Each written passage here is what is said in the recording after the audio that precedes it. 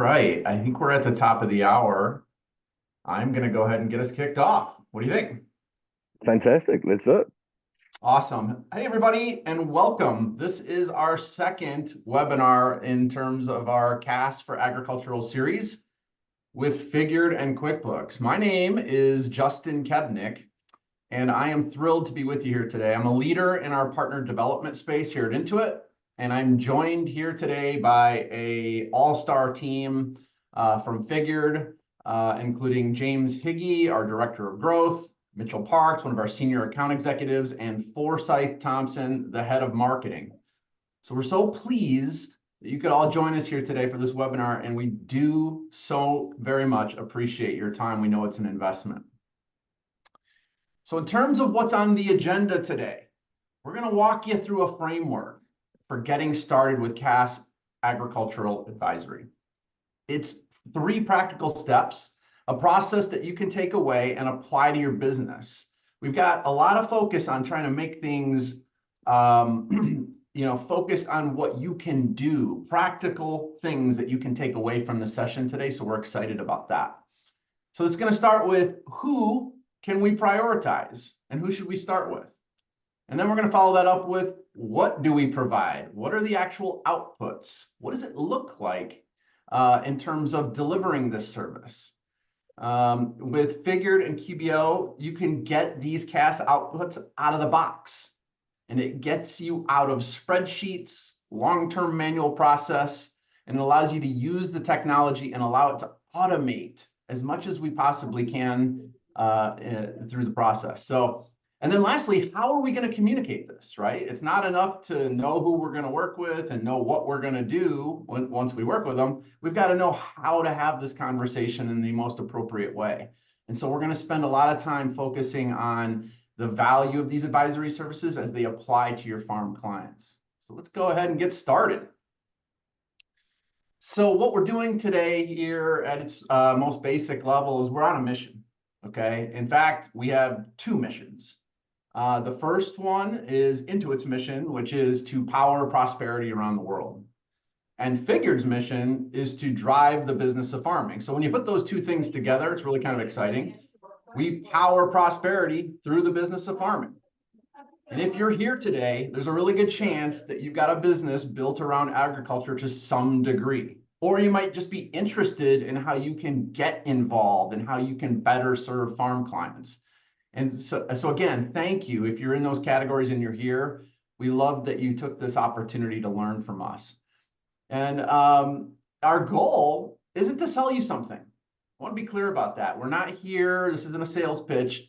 What we really seek to do here today is to forge a strong relationship with you. We want to be a force for education around advisory in the farming space. That is why we are together. And we hope that you leave today with some practical concepts about how you can serve and monetize your CAS practice at scale. So with that, I'm going to hand the ball over to James to take us a bit further. Thanks very much for the introduction, Justin.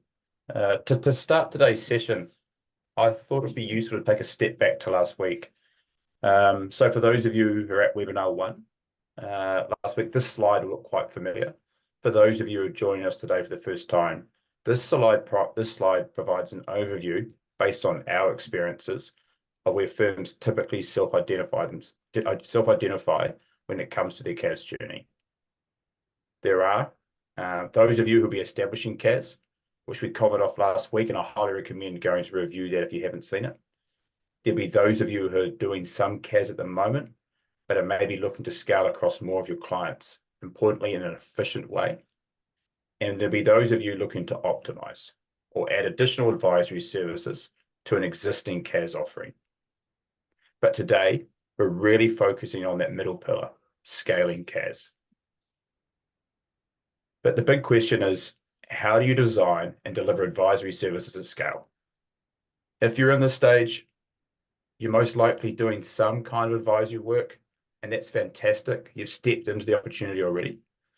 It means you're probably seeing a lot of custom spreadsheets, workarounds, and they may work really well, but in our experience, they may not be integrated enough to be able to be scaled in an efficient way. guessing there's probably a lot of double handling, taking data out of your accounting systems, moving them into spreadsheets, back and forth, and so on. Lots of Q&A and error checking, which can be really expensive. Importantly, this applies to both you and your clients. It can result in a lot of manual work that's not scalable and often very siloed. This can all lead to inaction. The feeling that you don't have enough staff or time to deliver advisory work. Next slide, thanks much. And so when you're looking to scale CAS, we're typically looking to go from a customer base that we're working with a customer base that maybe looks something like this, where you'll have your top 10% of clients that you do some proactive advisory for. They may have a structured cadence, i.e. be meeting with them quarterly or monthly. They may have services on retainer, often a white glove service that's really hard to scale. These are clients absolutely vital to the business. As we move down the pyramid, there'll be those that you do advisory for when a situation or catalyst occurs. As ad hoc, succession planning, support around purchasing decisions, very reactionary. And then we have the ever-widening middle band. This is a cohort of clients who you think need and would value CAS, but you're not currently providing it to them in a structured way. Often the existing relationship will be annualized and based around historical tax relationship. These producers are often excellent in-hand farmers who, if given the chance, could apply some of the insight that CAS offers into their business. The two areas we've just outlined are what forms the middle majority. They form a big portion of your customer base. There's lots of opportunity to be doing more with them. And the question is, could technology allow us to take some of that white glove advisory service and layer into this cohort in an efficient way? Finally, and I think realistically, there's probably a portion of your client base who just aren't going to be stepped into this type of advisory, and that's okay too. So what we've just talked through here, we're going to try and move from something like this to this. We are fattening out that middle band, proactive CAS. What we're trying to do, we're trying to solve for that middle majority who want proactive, standardized, and repeatable advisory. If it cannot be done at scale, you're robbing tomorrow's resources and time to get the service out the door today. And that middle section, the middle majority, is already our focus for today's session. Thanks much. There is good news. The good news is that you have the ability and, importantly, the opportunity to build out CAS of some fantastic foundations. And that's really a result of the work that you've already done in the tax and accounting space. If we step back to what's got us here today, you have a great customer base that can be leveraged. You know their numbers. You've probably worked with many of your clients for years, if not generations. You know their business almost inside out. You're known as the experts already. This is incredibly powerful. You may have a thought leadership position in regards to agriculture, or you also might take a leadership position on technology, for example, be a QuickBooks Pro advisor. But most importantly, you already have high levels of trust from your customer. You are their trusted advisor. The work you've done in the tax and accounting space is a great base from which to launch CAS from. But you can't do it for tech mess. Next slide, Mitchell. Farmers aren't financial experts. You are. And so you need to have a strong opinion about the technology you use to deliver your services. I talked to this last week. No one tells a plumber what tools they should be using. Your clients shouldn't be telling you which tools to use either. You can't scale CAS with a tech stack mess. Letting your clients decide which systems to use, i.e. outdated desktop products, spreadsheets, or generalist non-industry specific tools, it's really difficult. It can and will result in multiple systems, which just drives inefficiency. So you need to take a strong position and ensure you've got a level of standardization across the firm. Take a T-shaped view. You can have the foundation across your practice with QuickBooks Online. And then in the case of an industry as specialized as agriculture, you have the vertical specialization of a tool like Figure that delivers industry-specific outputs and functionality, but it's right out of the box. Some considerations later in the session as Mitchell takes you through the product. You as an accounting firm really are best placed to recommend the best finance solution, it's 100% in your purview. Farmers are probably unlikely to consider this, yet it's core to the service. And with the shift to cloud, this is a generational opportunity to introduce vertical specific services to clients. Over to you, Justin. Awesome. Thanks, James. Really excited about where we're going here. We're going to get into the how-to of scaling CAS for agriculture. You know, we hear so often, stop telling me what to do and start showing me how to do it. And so that's what we're going to be doing here today. And we realize that there might be some people here in the audience that are perhaps not quite to the place where they're ready to scale their CAS practice around agriculture. And I want you to know that's okay. All right. This session is for you too, because what we want to do here is give you a bit of insight into the end game, right? The vision for how operating an advisory practice around agriculture could be. You know, I had a mentor at one point, and you know, he was always very big on making sure that I understood, like, you really can't measure the distance of the journey you want to go on until you've decided what your destination is. And so what we hope to do is give you a bit of vision for what that could be today, and let you know that we're going to be here as a team supporting you if you decide to go down that road. All right. All right, so as I mentioned, these 3 points earlier, okay, we're going to do is cover 3 practical ways we want you to take these strategies away today and give them some thought and let us know how we can help nurture them. You know, here's what, you know, first, where are you going to start? Who are those customers that we want to focus on first? You know, we can't go out and serve everybody tomorrow. We have to be a little bit more strategic about that. Where can we get easy wins? Who are the clients that really do need these services and expertise?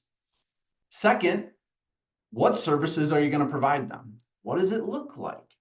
What's the product that you're going to attempt to monetize? And how can you use Figured and QBO together to standardize this advisory practice? And lastly, how are you going to communicate the benefits of CAS to your farm clients? And what are those practical ways of doing this? Like I mentioned before, like, it's great to have this stuff and it's great to know what you want to do and who you're going to do it with, but you got to be able to communicate it and evangelize it and create the value for your customer.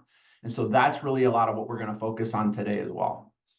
So now that we've introduced the 3 pillars again, and before we dive in further, we're going to launch a quick poll here to get an idea of where all of you are at today here in the audience. So we'd love to understand more where your priorities lie today when it comes to delivering advisory services for ag clients. So you're going to see a poll up on the screen right now. Please take a minute. Tell us where you're at in terms of the stages that we just introduced. Are you in the who stage? Are you thinking more about what are the actual services I need to deliver? Or are you now to a point where, hey, listen, I've got this down and I'm really about how can I better communicate it to my customers? Just like to get a feel for where you're at on the journey.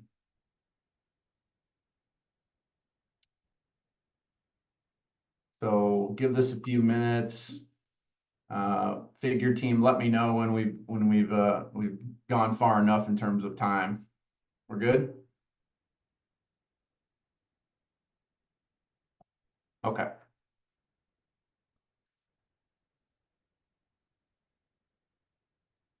All right, interesting. 45% say they're in that what stage? Developing a CAS practice. What does it look like? What are the service offerings? Good. Close second is how to communicate it, right? And then lastly, at 30%, who are we going to work with? Awesome. This is really helpful. So with that, I'm going to turn it back over to James, and he's going to take us a bit deeper in terms of the first pillar, which is who. Thanks, Justin. Who to prioritize? It's a big question. Sorry, just slide back there, Mitchell. Yeah, who to prioritize is a big question. I think first of all, we've got to start by asking ourselves why prioritizing your customer base is so important. Well, the reason is you can't just stand up advisory services overnight and deliver them to everybody. It'd be nice if we could, but we can't. You need to be deliberate and strategic in client segmentation and selection. It's a huge part of the change management. That client identification, segmentation is crucial to any successful delivery of CAS services. You can't boil the ocean. So we need to start with the easiest and most obvious opportunities. Who are the people who need your help and who will benefit from these services the most? Thanks, Mitch. Now, this is a really powerful quote from Jenny at Ide Bailey. This is some advice that Jenny mentioned in a previous webinar. The advice was to control the front door. What does that mean? That means we need to be clear on which clients we want to work with and offer our services to. Having clarity about who are, and importantly, aren't the kinds of clients you want to work with is a real determinant of success.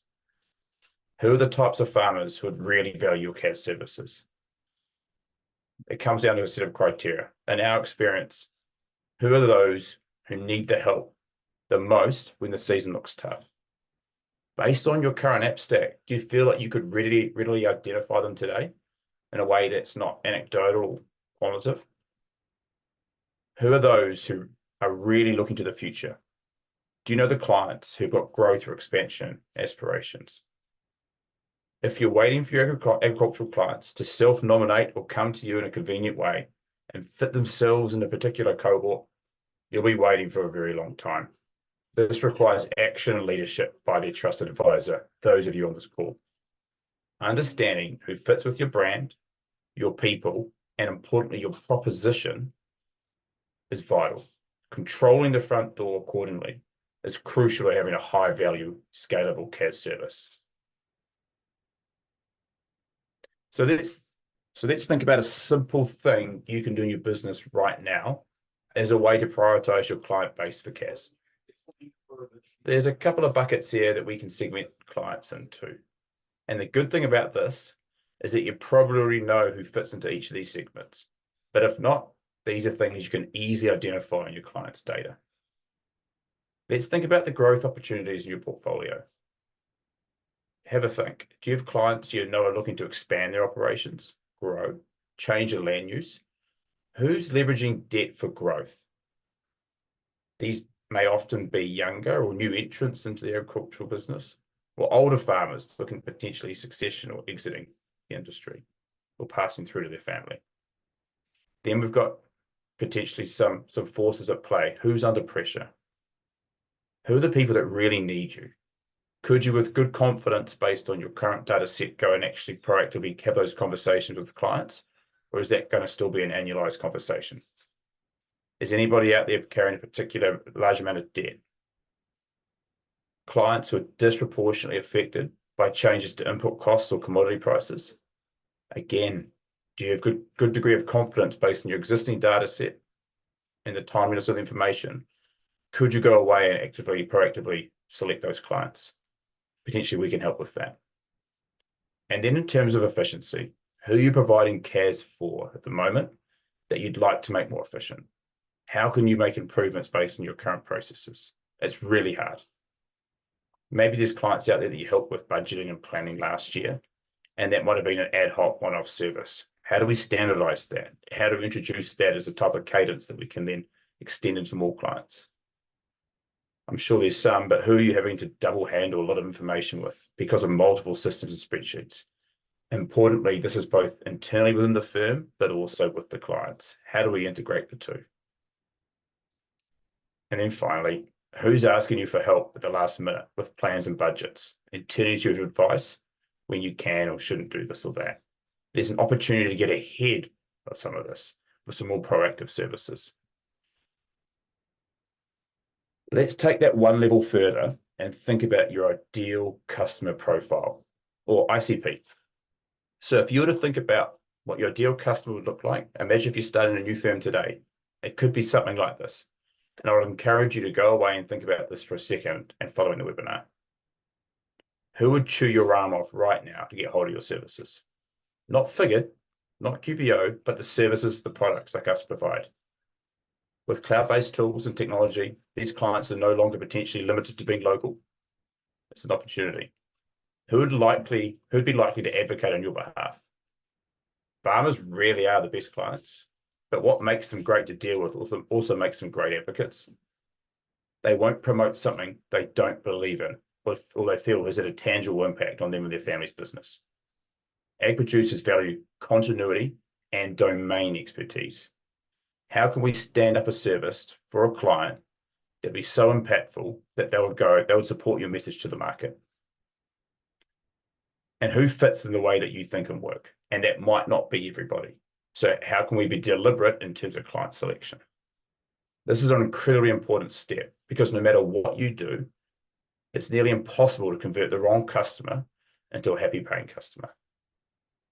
So take some time to think about who your ICP is, who's your ideal customer profile, and control the front door accordingly.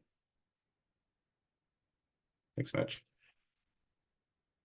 As an example, here's what Todd Churchill, head of biz ops for agriculture at CLA, defined as his ideal customer profile.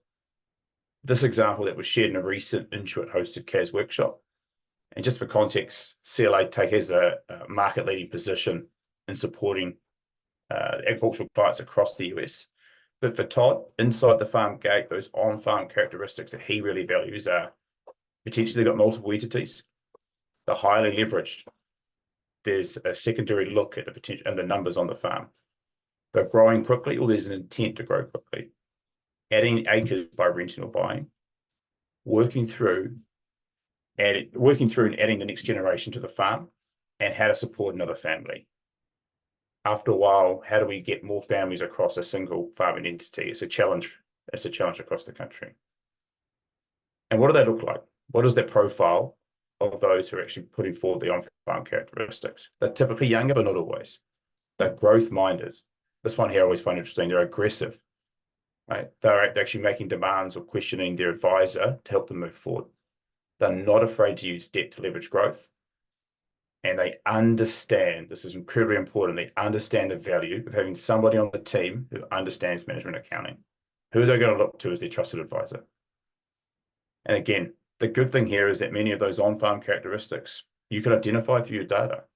How do we can go through and actively segment those clients? And it goes back to Jenny's point before, about controlling the front door. Are the clients coming to your firm looking like this? Back over to you, Justin.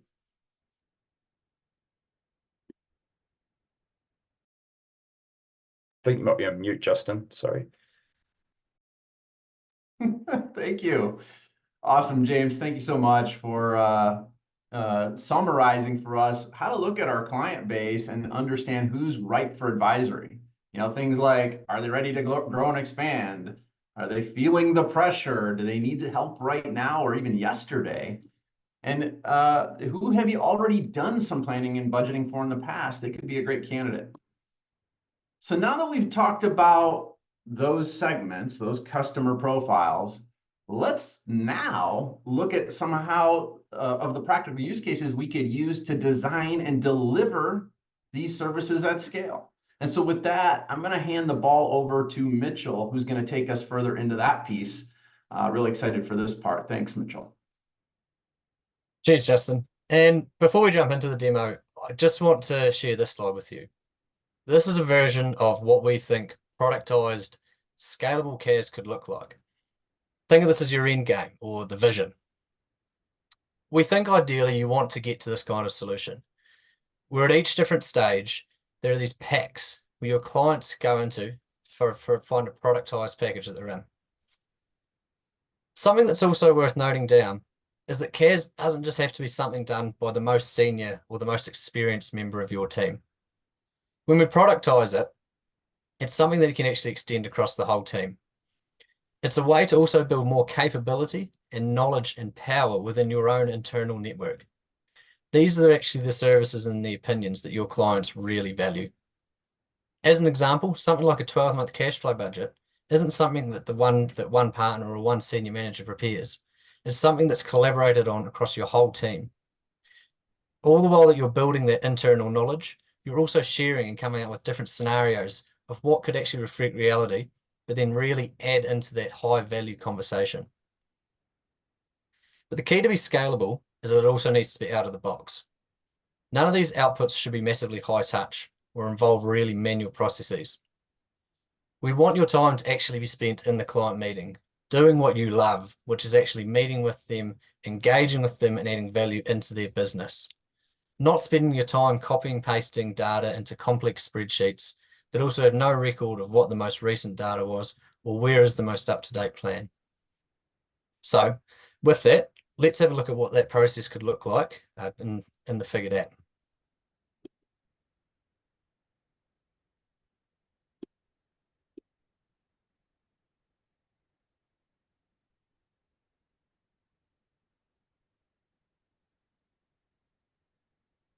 Great.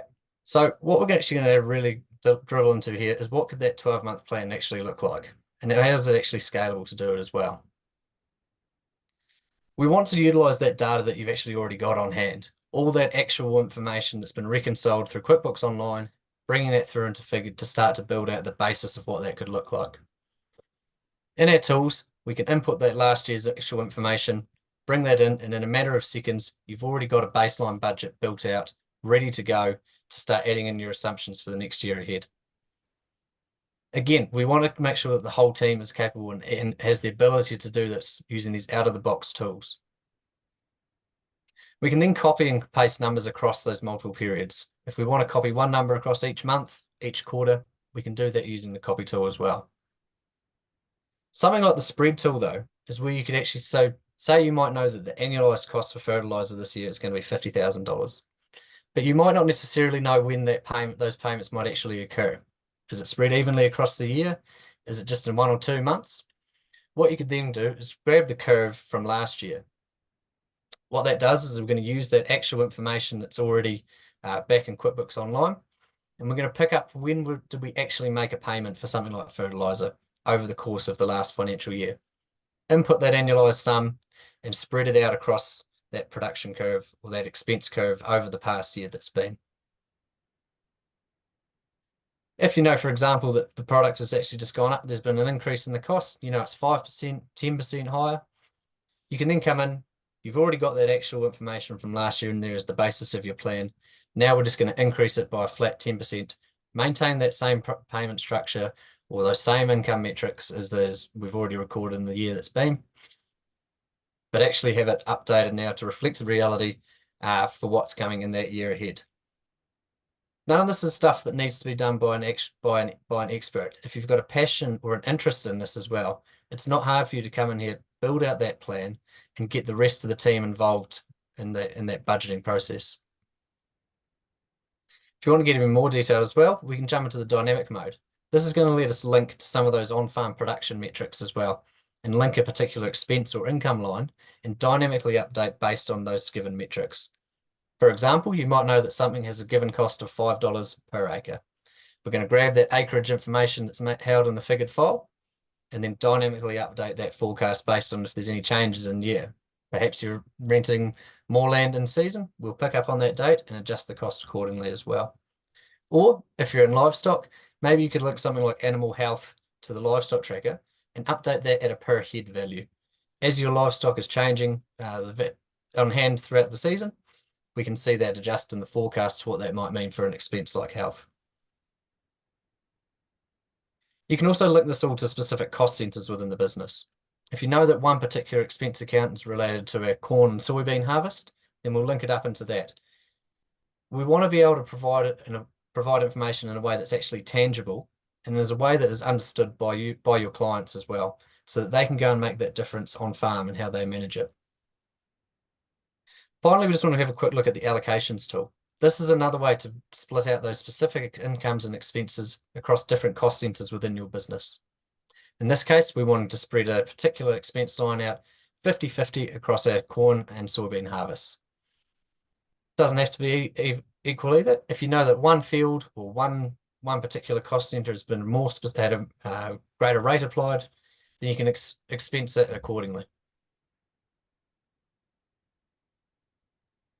Let's have a quick look at some of those outputs as well. We want you to be able to, this is all coming back to that out-of-the-box functionality. We want you to be able to look at these, build out these plans, and actually go into an output that lets you have that high-level conversation. Using the farm summary report, we're capturing that information already recorded in QuickBooks Online, adding it in with our forecasted data, and looking at some of these key KPIs. This is actually the conversation starter. You can go in and give your client a chance to take some ownership of their number. Why has something changed between the year that's been and the year that's coming? Dive down into the gross margin reporting as well. Keep it high level, keep it visual, but really look at what is actually going to add value into that conversation for you and your client. And then break it down into a metric level as well, if needed. In this case, we're looking at something at these expenses at a kilograms per milk solid level. You can look at it at a per acre level. Look at it at a per head value for your livestock. The variance report is another way that we can really push ownership and accountability onto your clients. And again, building up that conversation, that relationship of you as the advisor, giving them insight into their business that they can go and make a change. Why was there a variance in between what we agreed on in that original budget and what's actually happened on farm in the past quarter? These are all about being able to make it quick, efficient, get those quick wins on the board and have that discussion to let them know that this is what they could actually adjust to have this meaningful impact in the future of their business.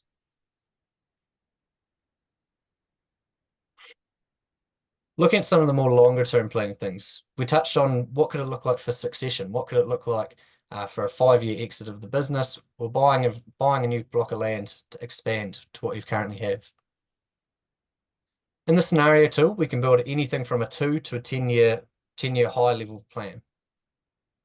Again, we're going to capture that data that we've already got and already have access to build out the base and foundation of our plan for the year ahead. So, with that opening balance sheet information, we've got the foundations of the business. Where are we at today? From there, let's build out what it could look like. Do we actually want to buy this new block, or are we best to continue renting it? How does that look over a 5-year term? You build that out through in the proposition, adding in what could be changing over that period. While you're doing this, all this data is then flowing through into the eventual end outputs. Build out your income stream, what's going to be changing, what do those high-level views look like over that 5-year period, and then any expenses as well. While you're doing that, we're going to building out a full summary in the background that again is letting you look into those numbers and go, what is actually going to happen here? What could this mean in 5 years' time for my business? I might be profitable now, but am I actually going to be further ahead in 5 years' time if I just maintain the status quo? We'll build out these into your normal standard financial reports as well, into a P&L, put it into a cash flow, so show what it actually means for them in the bank at the end of the day as well. Diving into a couple of the indicators as well. Again, we're keeping it visual, high level, but giving you those tools to have that conversation with the client.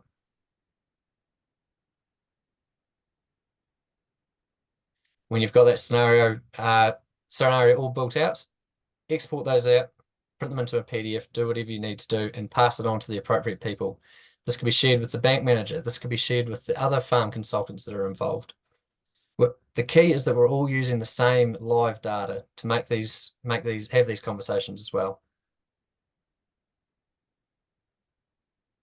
Lastly, I just really want to quickly touch on report packs. We keep coming back to the idea of we need to be able to do this in a scalable manner, but in a way that we can standardize it across the whole firm and across your client base.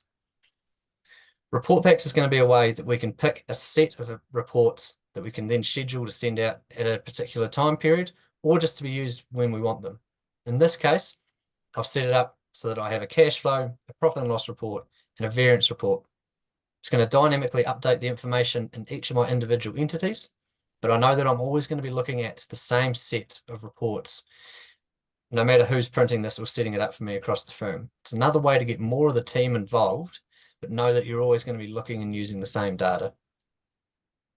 Then schedule it and get it ready to send out. You could have it set up at a regular cadence each month, each quarter, to send it to everyone who's involved in the team, have it sent directly out to the farmer, or even just have it sent to yourself. Then you'll get an email with that PDF output of what you've already prepared. So in this case, we've got that cash flow that we all set up, cover pages there ready to go to do that review. We can then go and adjust if we need to adjust a forecast, need to adjust any transactions in QuickBooks Online, we can do that as well. But the key is that it is already there, ready to go for us.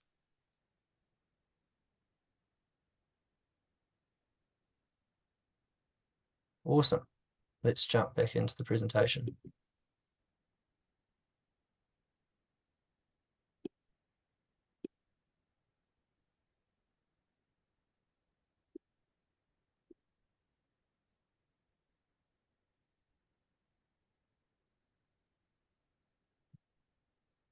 So let's dive into one of those examples from the demo just a little bit deeper. So here's our scenario plan. Why is this important?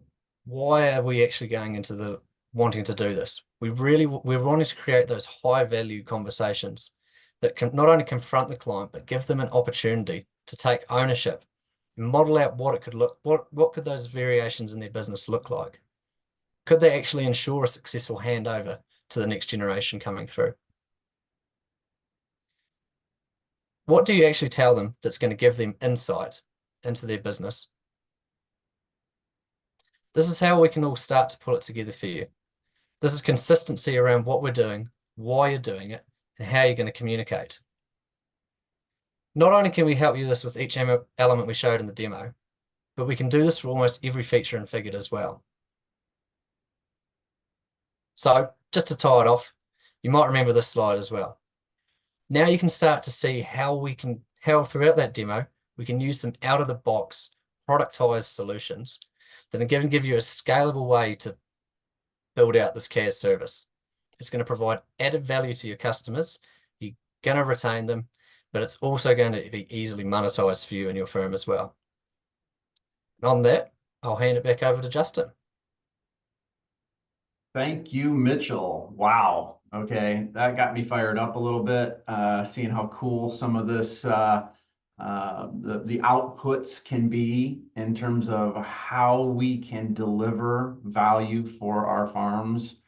Amazing. Thank you for sharing that. But the truth is, none of it's going to make any difference if you don't change how your clients view you.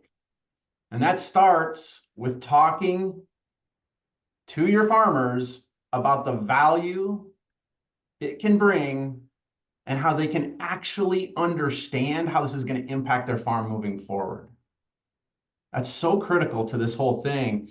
Like I mentioned before, it's not enough to have it. It's not enough to know who. We have to know how to communicate, okay?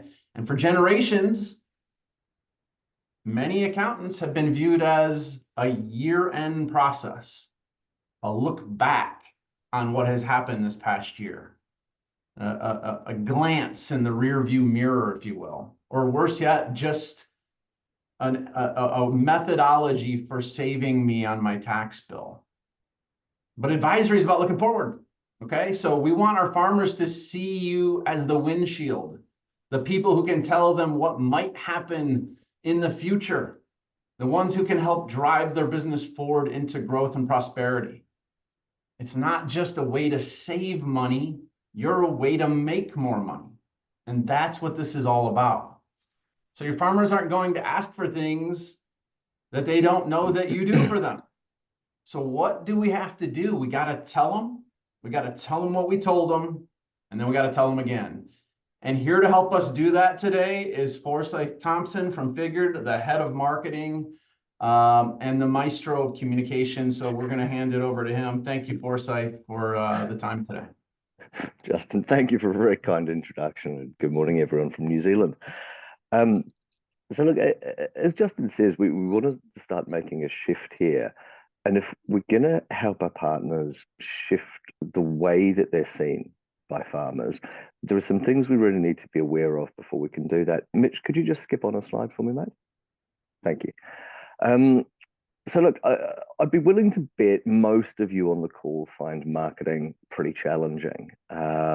Whether that means getting started with it, knowing how to talk about it, or even, frankly, just finding the time to prioritize it amongst everything else that's going on in your world.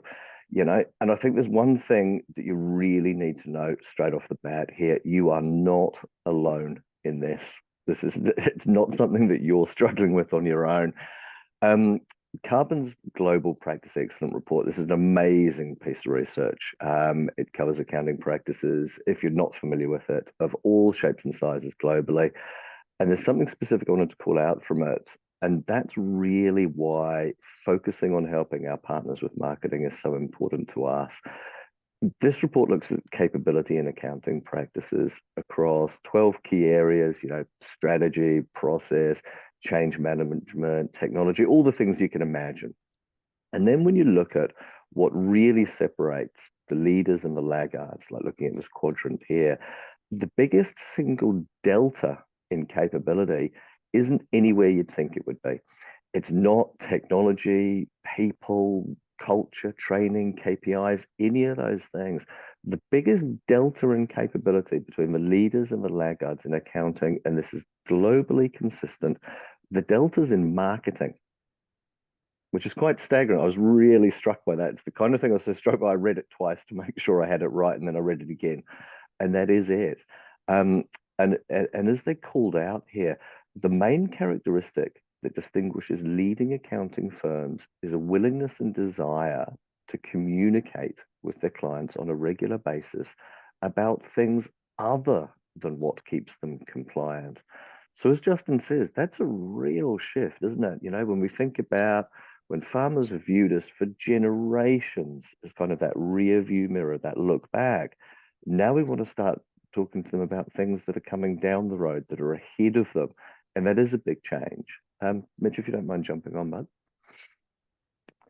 So what do we really mean here? You know, I think if we're going to help our partners shift the way that you're seen by your farmers, there are some things we want to be aware of here, you know, as I said at the outset.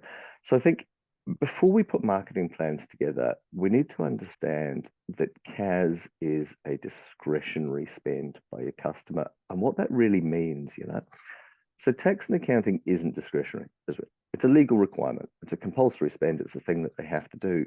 CAS is the opposite side of that coin, the other side of the coin. It's a choice. So it's a very different position now. You're not just competing with other accountants or advisors. You're competing for other uses of your customers' money. Now that could be other services for their business. It could, you know, it could be fertilizer. It could be more fencing. It could be anything. But it's also the family vacation. It's the boat. It's all the other things that people spend their discretionary income on. That's where you're competing, and it's a choice world. And so that's a big piece to get right and really think about in your strategy and how you execute it. You know, it is a big shift. It's a big step to make to start competing for your customers' share of wallet, you know. And that means we need to shift how we position ourselves, how we communicate, and how we market those services that we have that James and Mitch have been talking about, putting those together.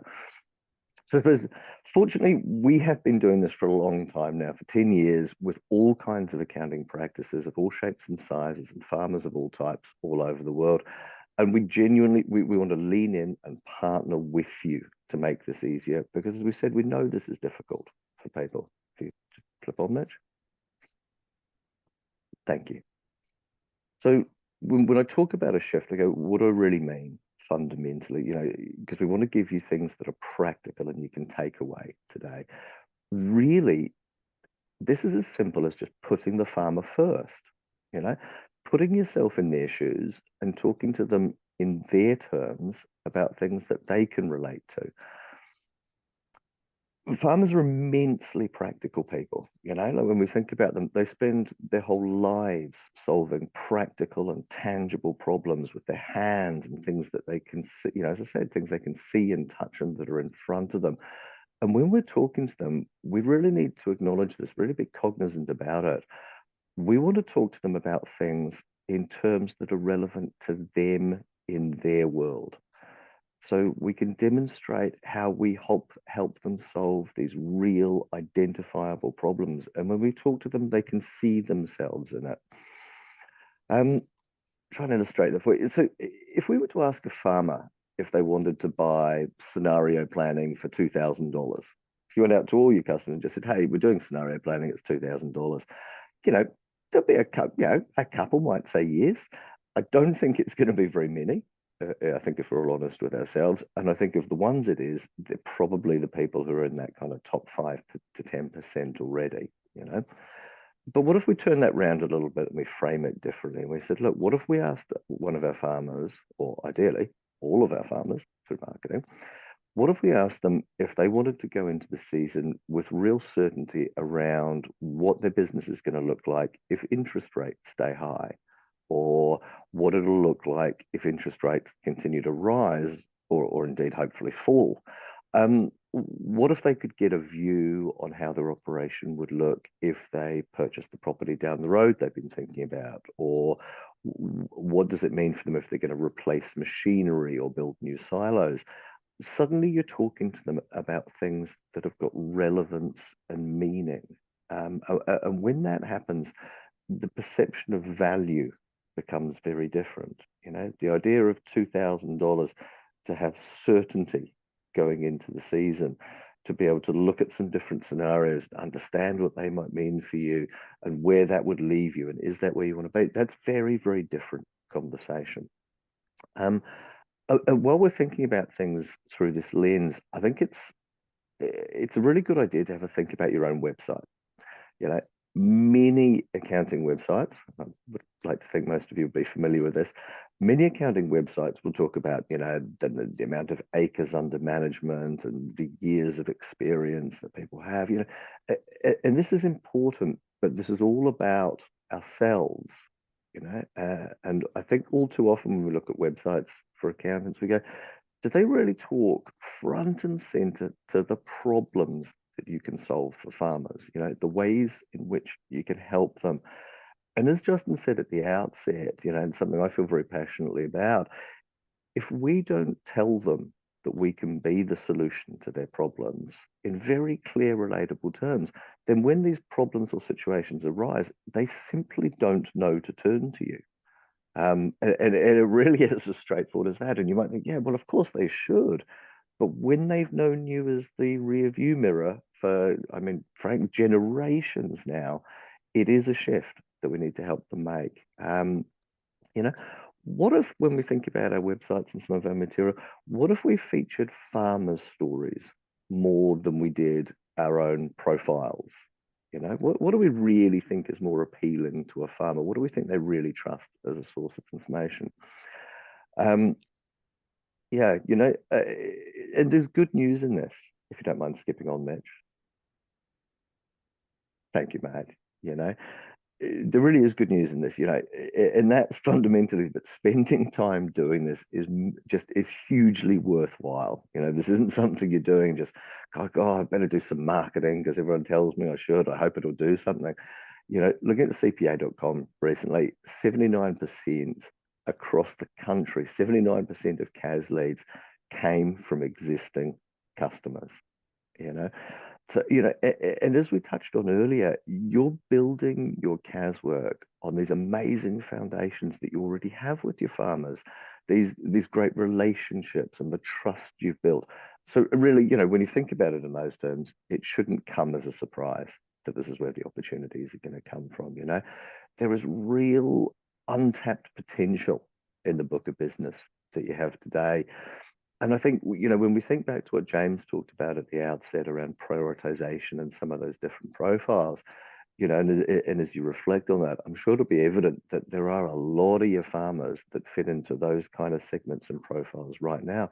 So it would make logical sense that they're your great opportunities for CAS services. And the reality is there's a lot of them are going to be already thinking about, the need to really get on top of their numbers. There's a lot of farmers who've felt under pressure in recent seasons, with interest rates and prices and all the things that are well documented. And as I say, farmers are very practical people. When they know they have a problem, they're going to look to be solving it. They might not know that you're the people who can help them solve it at the moment. So that's what we're going to help you address, And so I think when you start talking to your customer base. It doesn't even have to be outside of that to start with, frankly. When you start talking to them about these new services that you're able to provide and what that means for them, and you're talking to them in ways that they relate to, they become leads for your new CAS business. I think that, it makes sense, really. Mitch, could you just pop on one? Thank you, Matt.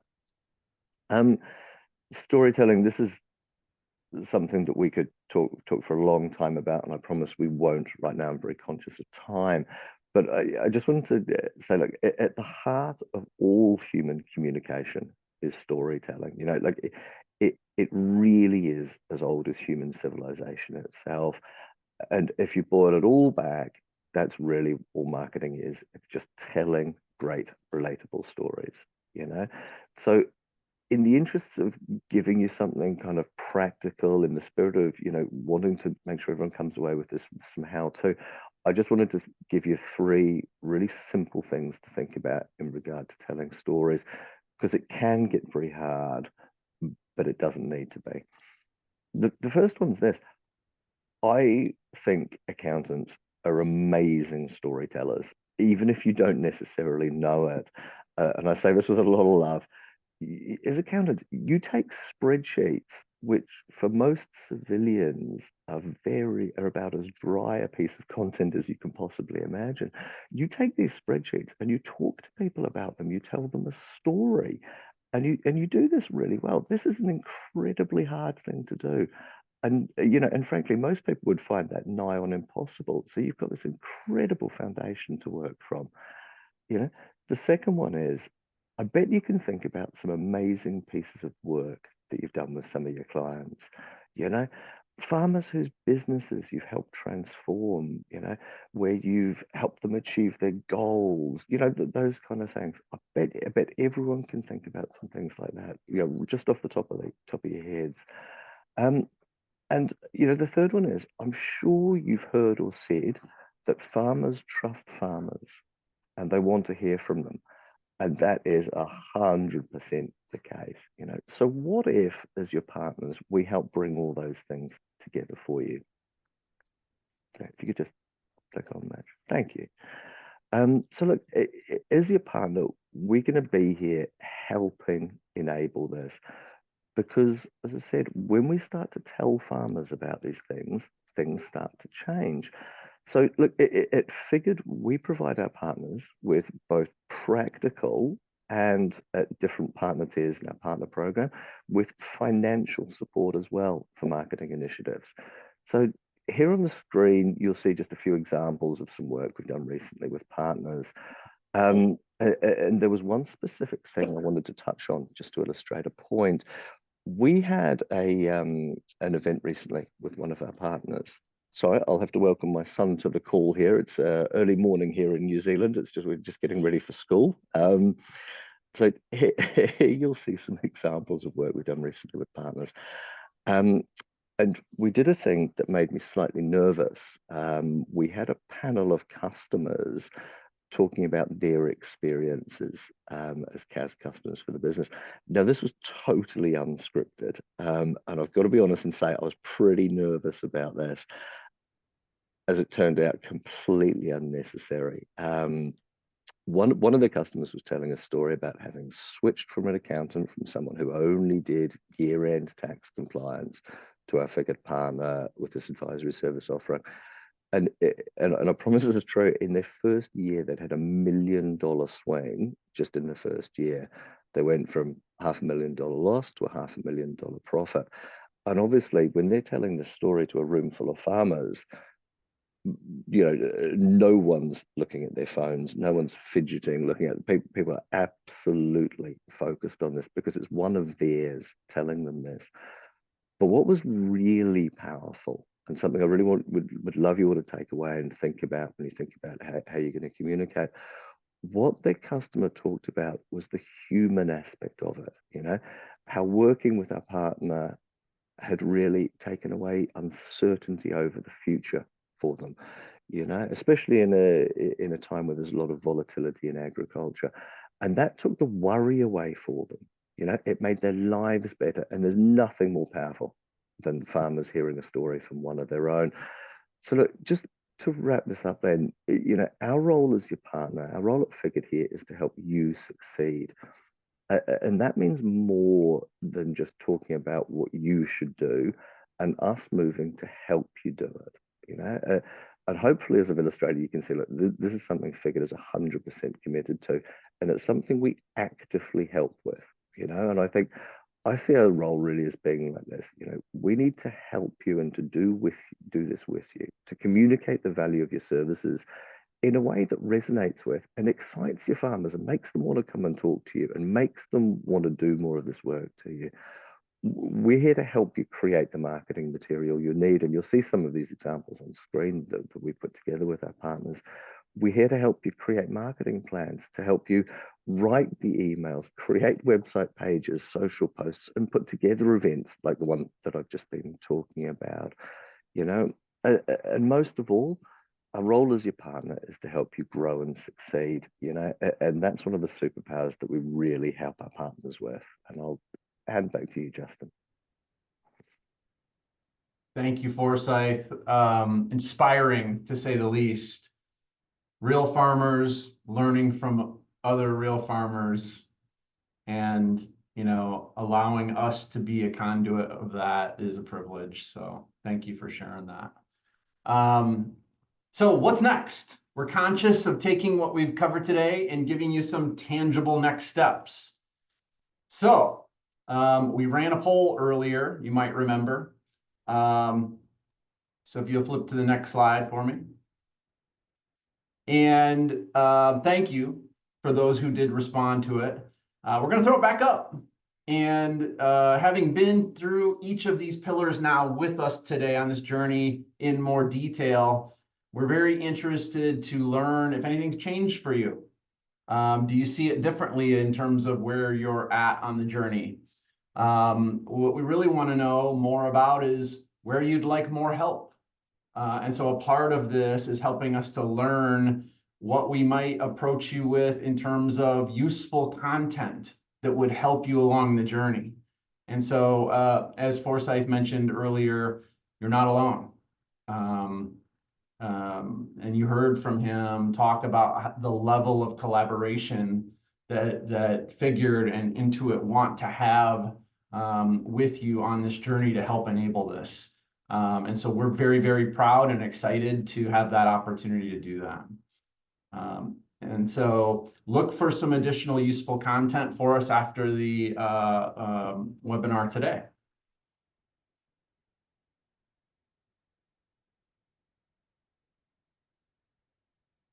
All right, and I think everybody's had a chance to do the survey. We'll close out on the last slide. So that's it. On behalf of myself, the amazing team from Figured here today joining us, we hope you found this valuable. If you have any feedback, please do let us know. There's going to be, as I mentioned, an email going out shortly, including the recording. And you're welcome to share that with other members of your staff or colleagues. And, you know, and you'll have a chance to book time with us to learn more about how we can help support you, as Forsyth mentioned before. So thank you so much for the time today. It's been a privilege. It's a privilege that I get to do this and be with you here and talk about this exciting opportunity that you have to serve farmers and add value to the agricultural industry. Thank you so much and have a great day.